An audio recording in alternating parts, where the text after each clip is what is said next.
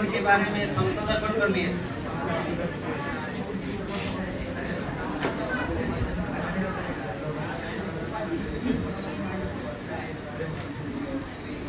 गोलीय दर्पण करना है, लेकिन गोलीय दर्पण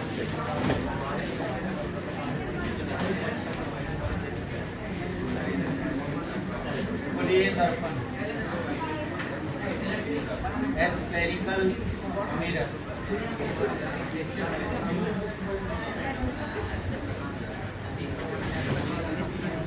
spherical mirror।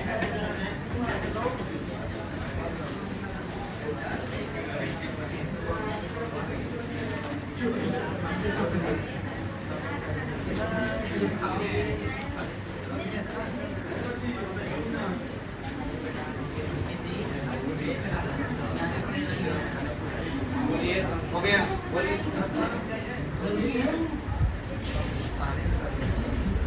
यदि किसी गोलीय कांच, यदि किसी गोलीय कांच, यदि किसी गोलीय कांच, यदि किसी गोलीय कांच के एक टुकड़े में, एक टुकड़े में, एक टुकड़े में किसी एक तरफ, किसी एक तरफ, किसी एक तरफ कलाई कर दिया जाए, कलाई मतलब पेंट करना होता है, कलाई कर दिया जाए, कलाई कर दिया जाए, तो उस दर्पण को गोलीय दर्पण कहते हैं।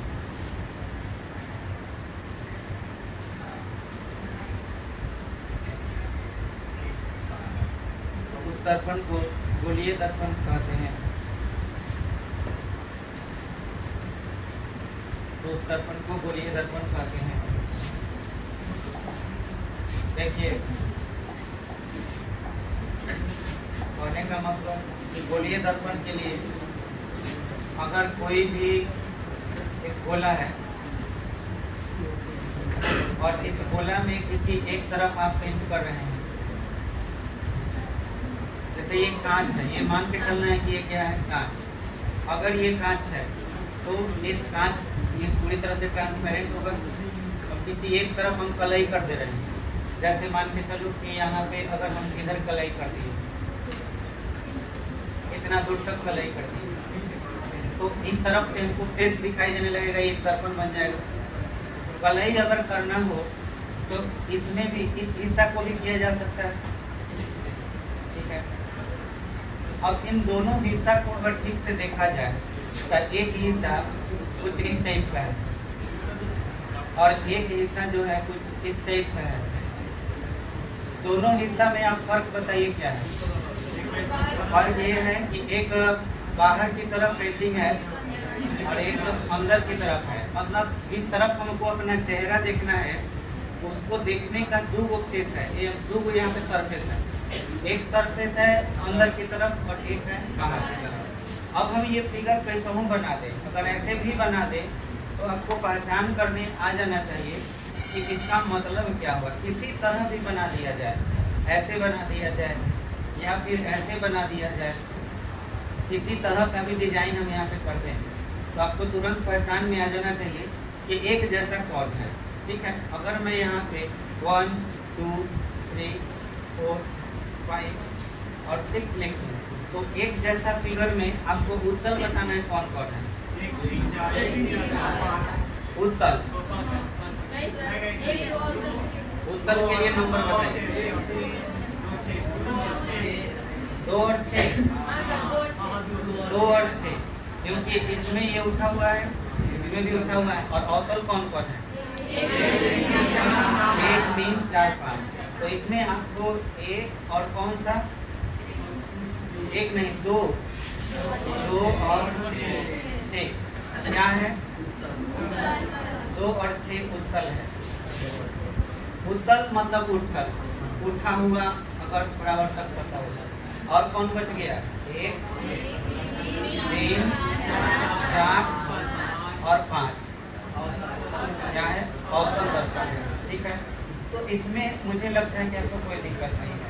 अब देखिए इसमें ये वाला जो सरफेस है यहाँ से आप देख रहे हैं वाले, तो ये आपका क्या होगा, ये अवतल दर्पण हो गया, ठीक है, ये अवतल दर्पण हो गया। और ये वाला ये उत्तल दर्पण हो गया। अब जो देखिए ध्यान से, इसका एक अपना सेंटर होगा। अगर इसका अपना जो सेंटर होगा तो इस सेंटर को सी से सूचित किया जाता है, और इसे हम क्या बोलते हैं बताइए, इस सी को क्या बोला जाता है? हाँ, इस सेंटर को कहा जाता है वक्रता केंद्र। बड़े हो गए, इसको हम लोग वक्रता केंद्र बोलते हैं। अच्छा, इसका अपना त्रिज्या भी होगा। जैसे अगर मैं यहाँ से यहाँ तक मिला दूँ तो देखा जाए तो भाई दर्पण का मध्य बिंदु है, भाई वाला जो है ये अवतल दर्पण को दो हिस्सा में बांट रहा है कि नहीं, एक हिस्सा इधर एक हिस्सा इधर। तो जो बिंदु जो है दर्पण को दो बराबर हिस्सा में बांटेगा तो उसको ध्रुव कहेंगे, ठीक है। और ध्रुव को इंग्लिश में पोल कहते हैं, ठीक है। तो ये क्या हो जाएगा आपका ध्रुव। आपसे पूछे कि ध्रुव किसे कहते हैं, तो दर्पण के मध्य बिंदु या दर्पण को दो बराबर हिस्सों में बांटने वाले बिंदु को क्या कहते हैं, ध्रुव कहते हैं। अब यहाँ पे आप समझ सकते हैं ये दो हिस्सा में बराबर हिस्सा में बढ़ जाएगा, या बीच का सेंटर बोल सकते हैं। समझ में आया? एकदम बीच में, यूँ समझ लो कि कढ़ाई अगर है तो कढ़ाई के ठीक बीचों बीच में एक बूंद तेल जहाँ रुकेगा नहीं, वही क्या है, वही आपका ध्रुव है। अगर हम कहें कि कढ़ाई जो होता है उसमें जिसमें सब्जी बनाया जाता है उसमें तेल गिराओगे तो तेलवा पीछे में न जाकर रुकेगा, वो जहाँ रुका वही क्या है, ध्रुव है। समझो कि एक तरह से कढ़ाई है, देखने में जैसा लग रहा है वैसा है। अभी दिखाते हैं तुमको दर्पण। ये बोलो, क्लियर हो गया? अच्छा, इसी जो है वक्रता केंद्र हो गया, और इसको हम लोग बोलेंगे आर को क्या, वक्रता त्रिज्या बोलेंगे। ये हमारा क्या हो गया, वक्रता त्रिज्या। सेम चीज इधर भी होगा, समझ में आया? आई पूरा सी और पी, ये जो लाइन है अगर पूरा मिला दो ये पूरा लाइन को, तो इस लाइन के बारे में आपको मालूम होगा, इसका नाम क्या है, इसके आप ये भी ध्रुव हो जाएगा। अच्छा, ये भी पूरा लेंथ इसका क्या होगा, आर होगा, और ये आर हर जगह हो सकता है। समझ में आया? अच्छा, ये जो आप देख रहे हैं कढ़ाई और एक्सपोर्ट दोनों होते हैं ना जी। 1 किलो मीट बनाना हो, 2 किलो बनाना, तो सबके लिए अलग अलग लगेगा कढ़ाई। और सही दर्पणों में जितना चौड़ा होगा, जितना चौड़ाई होगा, तो चौड़ाई कैसे मापेंगे, यहाँ से यहाँ तक। तो किसी दर्पण का ऊपर का जो मुंह जितना चौड़ा होता है, वो चौड़ाई जो होता है उसका नाम है द्वारक। जैसे हम जो देख रहे हो वही चीज क्या कहलाएगा, द्वारक कहलाएगा। द्वारक सीधे सीधे समझ लेना है कि किसी भी उत्तल या अवतल दर्पण का ऊपर वाला क्या चीज, पूरा चौड़ाई मुंह करना है, उसी को हम लोग क्या बोलेंगे, द्वारक। ये भी आपका ये क्या है, द्वारक है। बोलो, क्लियर हो गया बात? इतना बात समझ में आया? अब अगर किसी को स्पेशल अगर किसी फिगर में हम लोग को दिखाना हो, जैसे मान के चलिए ये कौन सा दर्पण हो गया, अवतल दर्पण हो गया, तो यहाँ पे सी हो जाएगा, यहाँ पे एक होगा, और यहाँ पे क्या होगा, अब एक किसको कहते हैं, फोकस। तो आपको यहाँ पे एक बहुत इंपॉर्टेंट बात समझना है, फोकस। फोकस और क्या चीज, फोकस दूरी। तो ये बहुत ही इम्पोर्टेंट चीज है, ये सबको आना चाहिए। तो फोकस और फोकस दूरी को समझने के लिए फिगर से ही आप समझ जाइएगा कि फोकस और फोकस दूरी क्या है। देखिए, कोई भी दर्पण अगर हम ले लेते हैं, जैसे कि ये कौन सा दर्पण है, अवतल दर्पण। तो अवतल दर्पण में अगर ये सी है, ठीक है, तो इसके बीच में एक बिंदु आपका क्या होगा, और ये हो जाएगा पी।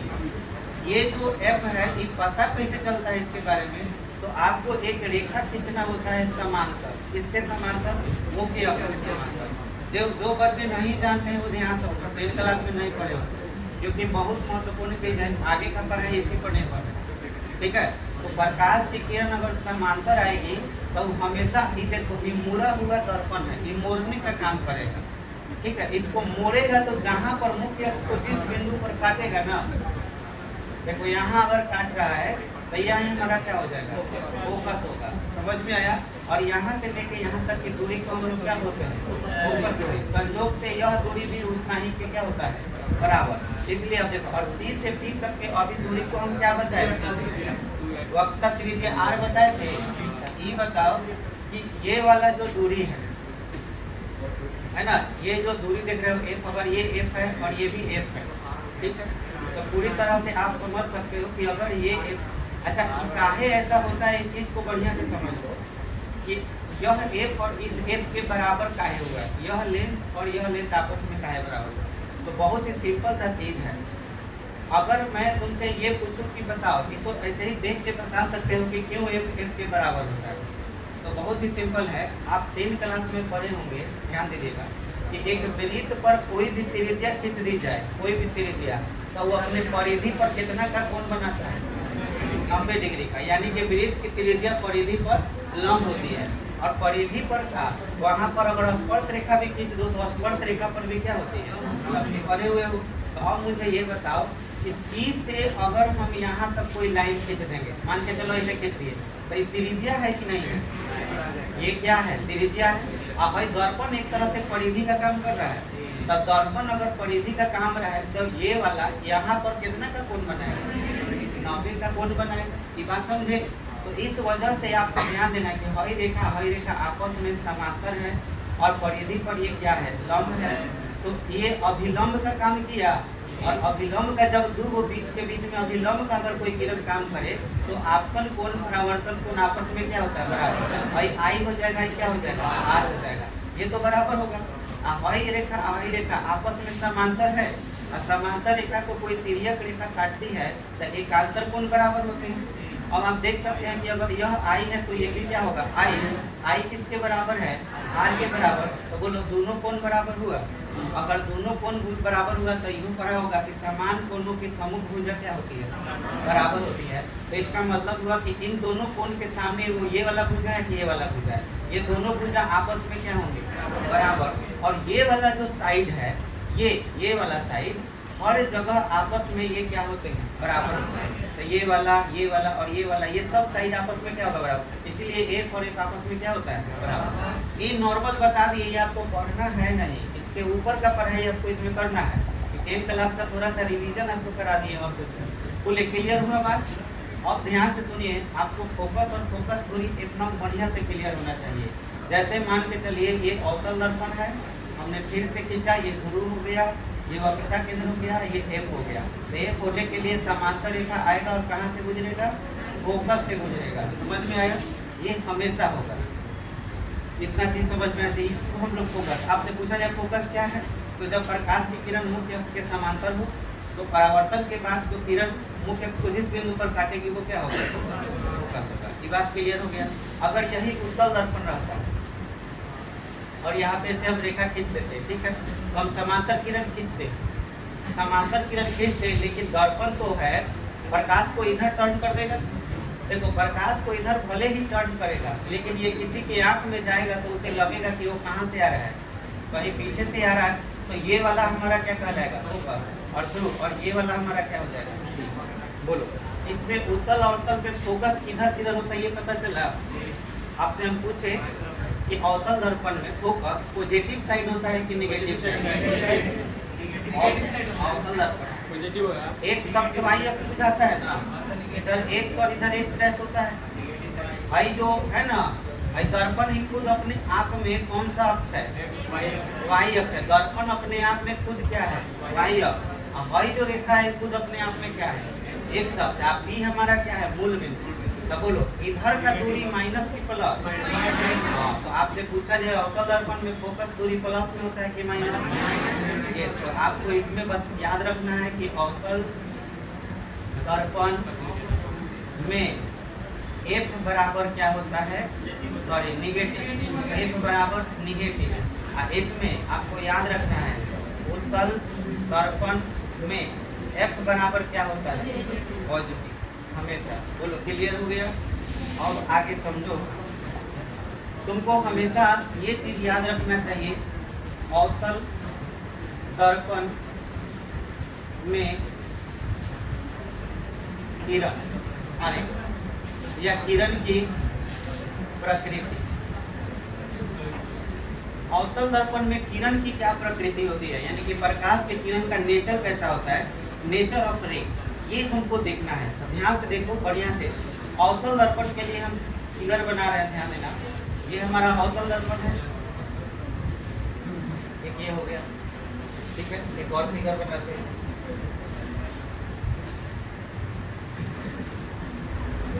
एक ये हो गया,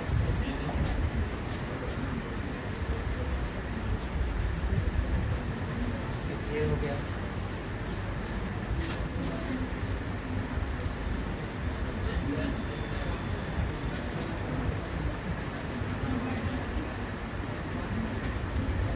और इसके बाद तुमको देखना है उत्तल दर्पण में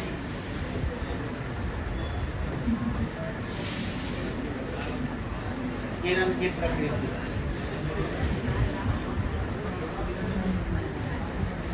ध्यान दो बढ़िया से, उत्तल दर्पण में किरण की प्रकृति।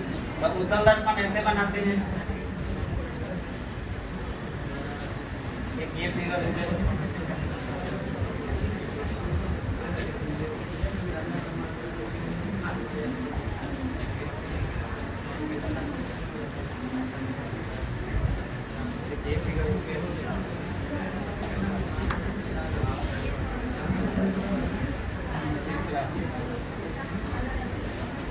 ये जो आपको हम बताने जा रहे हैं ये बहुत ही महत्वपूर्ण है, ये सबको आना चाहिए।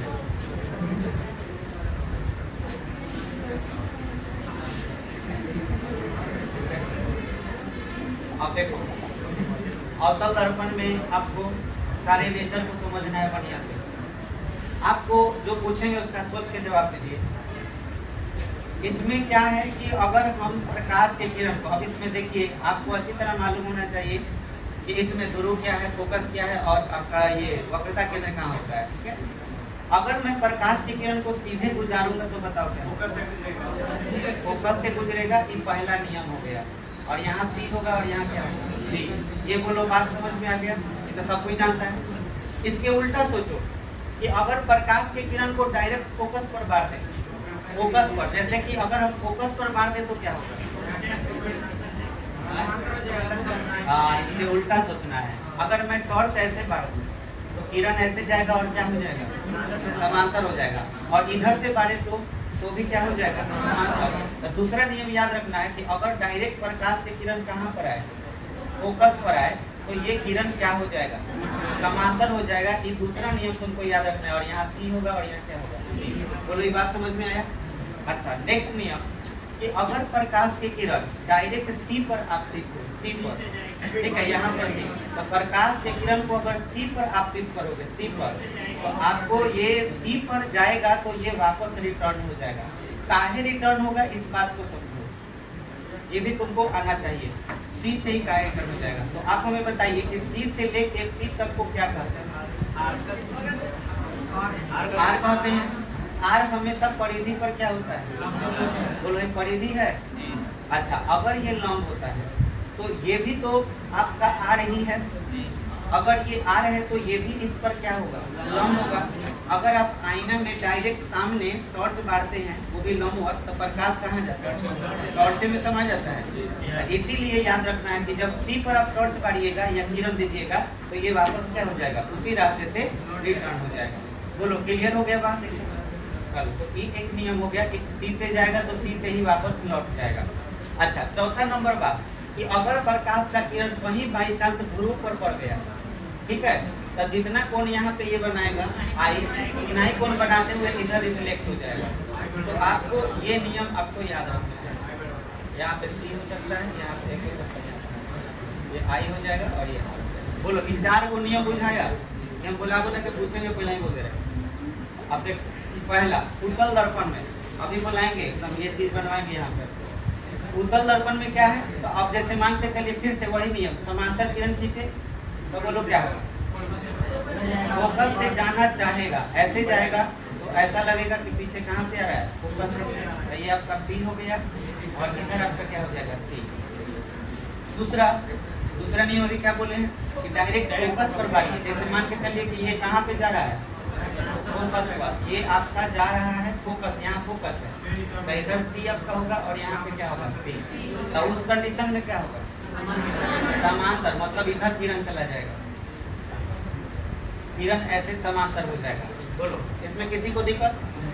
अच्छा, नेक्स्ट नियम क्या बताएं? वक्रता केंद्र। मान के चलो कि वक्रता केंद्र यहाँ पर है, तो प्रकाश का किरण ऐसे तुम वक्रता केंद्र पर बार रहे हो। वक्रता केंद्र मान के चलो यहाँ पर है, तो बोलो क्या होगा? ये यहाँ से टकरा करके पुनः वापस लौट जाएगा। समझ में आ गया? तो ये आपका P हो जाएगा और यहाँ पे क्या हो जाएगा? तीसरा। और अगला नियम क्या है? अगर प्रकाश की किरण ध्रुव पर पड़ती है तो इसमें कोई मिलती नहीं, जितना कोण यहाँ I बनाएगा उतना ही बना करके ये वापस हो जाएगा। बोलिए, इसमें किसी को दिक्कत? ये P हो जाएगा, ये F हो जाएगा, C। इतना बात समझ में आ गया? चलिए अब हम लोग थोड़ा सा समझेंगे अवतल दर्पण में प्रतिबिंब का वर्णन। अवतल दर्पण में प्रतिबिंब का वर्णन। अवतल दर्पण में आपको ये जानना हो कि प्रतिबिंब कहाँ पे कौन बनता है, ये आप 10th क्लास में पढ़ चुके हैं। मुझे थोड़ा सा बस आपको रिवाइज करा देना है। देखिए, अगर मान के चलिए कि ये अवतल दर्पण है और आपको ये जानना है कि इमेज कहाँ पर बनता है, तो सबसे पहले आपको देखना है कि इसमें वस्तु कहाँ कहाँ पर रखा जा सकता है, कई वो इसमें जगह हो सकता है।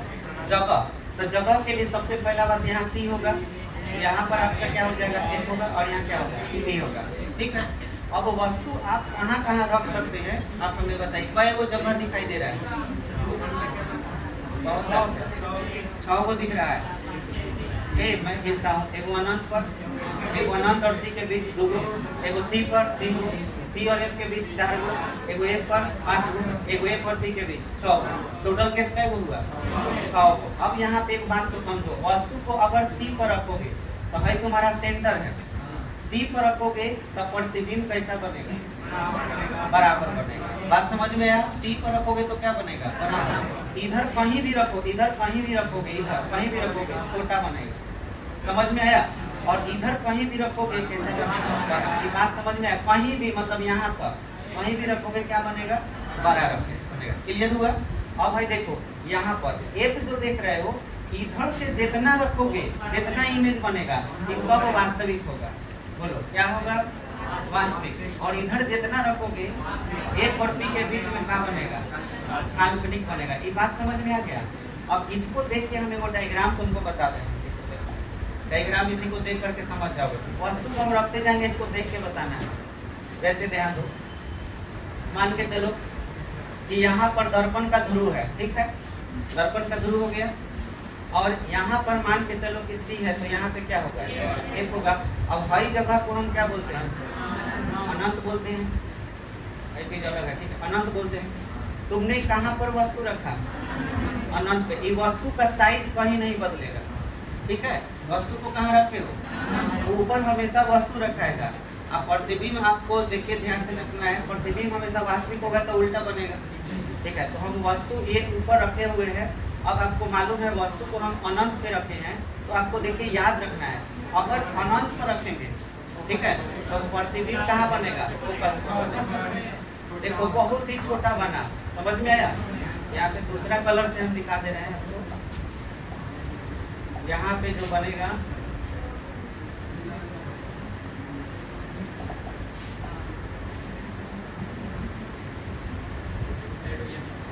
देखिए बहुत ही छोटा प्रतिबिंब बना। कहाँ पर?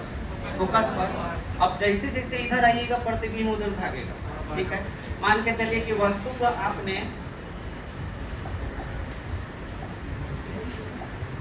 को आपने इसके बाद कहाँ रख दिया? अनंत और C के बीच में। अनंत और C के बीच में रखेगा तो प्रतिबिंब इधर भाग जाएगा। समझ में आया? हाँ, इसके बीच में आ जाएगा, लेकिन इससे थोड़ा सा क्या हो जाएगा? बड़ा हो जाएगा। देखो थोड़ा सा बड़ा हो गया। अच्छा, हम बोले हैं ना कि इधर जितना रखोगे सब कैसा बनेगा? छोटा।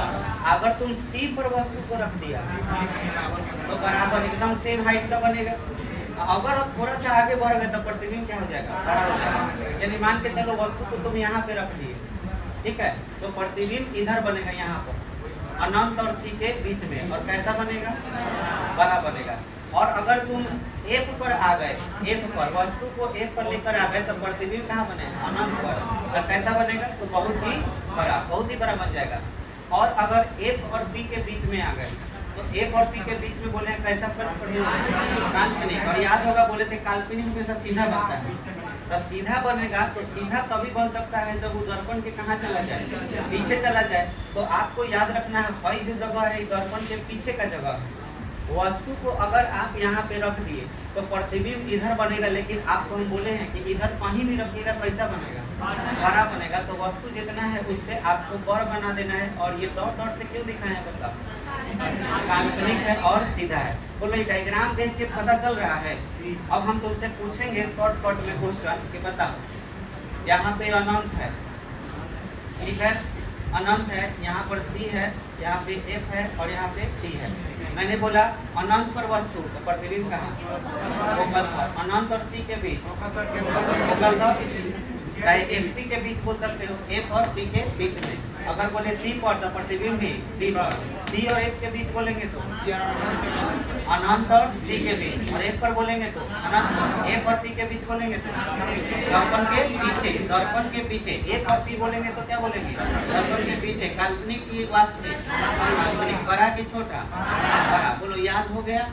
अब इतना बात तुमको बढ़िया से दिमाग में बैठ जाना चाहिए।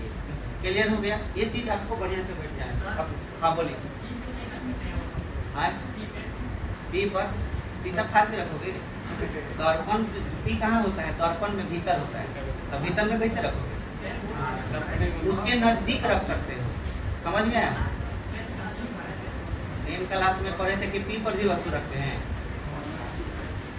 जहाँ भी पढ़े हो अगर ये बोला गया है कि P पर रखते हैं तो उसे जाके एक बार पूछो कि सर P पर कैसे रखा सकता है, P तो दर्पण के भीतर रहता है। या ये पूछो कि P रहता कहाँ पे है। हाँ ये चीज हो सकता है कि P के काफी नजदीक रख सकते हो। बात बुझाया? P के काफी नजदीक। मुझे ये बताओ, तुम किसी दर्पण के काफी नजदीक आ जाओ तो तुम्हें वो दर्पण तुम्हारे लिए कैसा बन जाएगा, सोच के बताओ। हाँ इमेजिन करो कि तुम एक बहुत बड़े दर्पण के किसी एक पॉइंट पे चले गए तो तुम्हारे लिए वो कौन सा दर्पण बन जाएगा, समतल। तो उस वक्त तुम्हारा जो प्रतिबिंब बनेगा वो काल्पनिक बनेगा और तुम्हारे साइज का ही इमेज बनेगा। बात समझ में आया? तुम्हारे लिए वो बहुत ही छोटा बिंदु हो जाएगा। समझ में आ गया? इस तरह से तो आपसे अगर कोई पूछ दे कि हाँ ध्रुव के निकट एकदम ध्रुव के नजदीक रख दिया जाए वस्तु तब कैसा होगा, तो वही काल्पनिक ही होगा, लेकिन आपके साइज के लगभग में क्या बनेगा, बराबर। बोलो क्लियर हो गया? अच्छा अब यही चीज मैं उत्तल दर्पण में बोलूं। अच्छा उत्तल दर्पण से पहले भाई जो चीज देख रहे हो 10 क्लास में तुम सीखे होगे कि इस सब का फोटो बनाना कि हाँ इमेज कहाँ कैसे बनता है। आपको इसमें ज्यादा दिमाग नहीं लगाना है। आपको हम 4 वो नियम बता दिए। 4 नियम क्या बताए हैं, बोला बोलो। समांतर जाएगा तो कहाँ से गुजरेगा, आप फोकस से जाएगा तो, अगर C से जाएगा तो सीधे ही गुजरेगा, और P पर जाएगा तो बराबर का कोण बना के निकल जाएगा। तुमको तीर चलाने का कई वो तरीका बताया, 4 बार तीर में से 2 बार तीर चलाना है। कौनो 2 तीर चलाओगे इमेज मिल जाएगा। समझ में आया? 4 गो में से कोई भी 2 तीर चलाओगे तो दोनों तीर जहाँ जाके क्रॉस करेगा वही हमारा इमेज होगा। जैसे एग्जाम्पल के लिए लेते हैं, मान के चलो एग्जाम्पल के लिए मैंने लिया कि जैसे एक अवतल दर्पण बना दी। तुम्हें पता करना है कि इमेज कहाँ बन रहा है। जैसे यहाँ पे C है, यहाँ पे F है और यहाँ पे अब तक क्या है T। आपको पता करना है कि वस्तु यहाँ पे है। जैसे ये मान लो कि क्या है ये वस्तु, तुम्हें इसके भाई वस्तु है ना, वस्तु कहाँ पे है C और अनंत के बीच में। तुम्हें जानना है कि इमेज कहाँ बन रहा है। 10 क्लास में सीखा होगा, लेकिन हम तुमको बताए हैं 4 तरीका। 4 में से कोई वो तरीका अपनाना है, 2 4 को में से कोई 2 तीर चलाओ। हम सब चला के दिखाते हैं तुमको। एगो समांतर चला सकते हो, एगो फोकस से चला सकते हो, एगो C से चला सकते हो और एगो P पर चला सकते हो। जैसे देखो मान के चलो समांतर चला है तो कहाँ से गुजरा, मान के चलो केंद्र से गुजर गया, ठीक है। एगो आप कौन चला दो, केंद्र से, वक्रता केंद्र से चला दो। ये मान के चलो दर्पण इतना बड़ा है तो बोलो यहाँ से टकरा के वापस जाएगा तो इमेज यहाँ बन गया, क्रॉसिंग यहाँ हुआ कि नहीं हुआ, तो इसलिए इमेज यहाँ बन गया। अगर तुम ये नहीं करते, कोई दूसरा काम करते, कोई 2 जैसे कि सामान, हाँ जैसे हाँ जैसे मान के चलिए कि ये किरण ऐसे है और तुमने यहाँ पे वस्तु रख दिया है ठीक है, और यहाँ सी है और यहाँ क्या है, एफ है। बोलो कैसे चला है, कोई भी चला दो, जैसे फोकस है चला दो, फोकस से ही चला दिया, बोलो क्या हो जाएगा समांतर। एक बार चला दो, पी से चलाना है, पी पर चला दो, देखो प्रतिबिंब बन गया कि नहीं बन गया। जहां से चलाओगे आपको जहां क्रॉस होगा वही हमारा क्या होगा। हाँ, ये भी बहुत इंटरेस्टिंग बात है। ये कौन सा किरण है, आपतित की परावर्तित। इमेज किससे बनता है, अभी भी परावर्तित किरण से बनेगा। तो ये आपतित किरण है तो क्रॉसिंग तुम्हें लग रहा है कि यहाँ हुआ है, लेकिन याद रखो परावर्तित किरण ही इमेज बनाती है। तो परावर्तित है वो हाई है, वो हाई है, यही ना क्रॉस किया। बोलो और किसी को कोई डाउट, नियम समझ में आ गया। तो इस तरह से आप कोई भी पता कर सकते हैं। चलिए 10 क्लास का चीज है, हम आगे बढ़ते हैं। चलिए उत्तल दर्पण में अगर मैं पूछ दूं, उत्तल दर्पण में प्रतिबिंब, उत्तल दर्पण में प्रतिबिंब आपको जानना हो तो बहुत ही सिंपल है। अगर आप उत्तल दर्पण बना रहे हैं, ये उत्तल दर्पण है, ठीक है। अब सोचिए उत्तल दर्पण ये आपका ध्रुव है, ठीक है। अब उसके बाद इधर ये अनंत है, इसी के बीच में ना वस्तु रखिएगा। सी पी एफ तो इधर होता है, ये सी हो गया और ये क्या हो गया, एफ हो गया। आप इंटरेस्टिंग चीज देखिए कि अगर इसमें कहीं पर भी आप वस्तु रख दें, कहीं पर भी वस्तु आप रख दें, प्रतिबिंब हमेशा कहाँ बनता है, इन दोनों के बीच में, पी और एफ के बीच में। और कैसा बनता है, छोटा। आपको याद रखना है कि वस्तु इधर होगा, ठीक है, और प्रतिबिंब कैसा बनेगा, यहाँ पर वस्तु अनंत और पी के बीच में होगा। यहाँ पे अनंत और पी के बीच में वस्तु रहेगा और इमेज बनेगा यहाँ पर। इतना दूर में आपका क्या बनेगा, कैसा बनेगा, छोटा और काल्पनिक। बोलो समझ में आ गया। अगर अनंत पे रहा, अनंत पे रहा तो फोकस पर बनेगा बहुत ही छोटा। इधर खसकते जाओगे तो प्रतिबिंब क्या होते जाएगा, इधर खसकते जाएगा, एक पी के तरफ जाता जाएगा और कैसा होता जाएगा, थोड़ा थोड़ा बड़ा होगा, लेकिन वस्तु से हमेशा क्या रहेगा, छोटा। काल्पनिक रहेगा, काल्पनिक रहेगा तो सीधा होगा। तो इसमें आप हमें बता सकते हैं प्रतिबिंब दर्पण के पीछे बना है क्या, दर्पण के पीछे, तो काल्पनिक होगा। ये बात समझ में आ गया, सब लोगों को क्लियर हो गया। चलिए अब हम लोग थोड़ा सा इस चीज को आगे, अब इसको आप लोग पहले नोट कर लीजिए, तब आगे बढ़ेंगे।